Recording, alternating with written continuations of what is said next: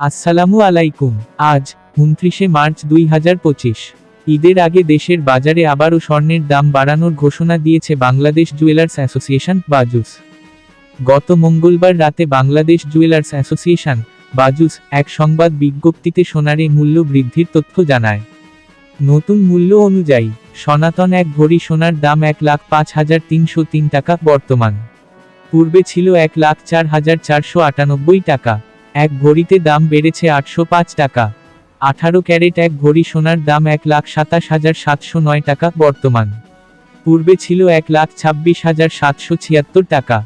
এক ভরিতে দাম বেড়েছে ৯৩৩ টাকা। ২১ ক্যারেট এক ভরি সোনার দাম ১,৪৮,৯৯৬ টাকা বর্তমান। পূর্বে ছিল ১,৪৭,৯০০ টাকা। এক ভরিতে দাম বেড়েছে ১,০৯৬ টাকা। ২২ ক্যারেট এক ভরি সোনার দাম ১,৫৬,০৯৯ টাকা বর্তমান।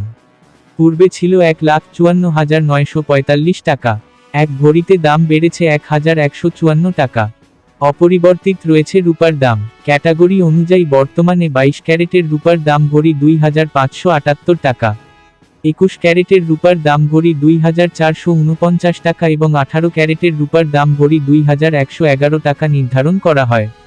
আর সনাতন পদ্ধতির এক ভরি রূপার দাম ১,৫৮৬ টাকা নির্ধারণ করা হয়েছে।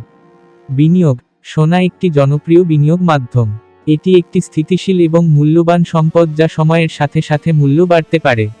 ভিডিওটি ভালো লাগলে সাবস্ক্রাইব করে পাশে থাকবেন। ধন্যবাদ।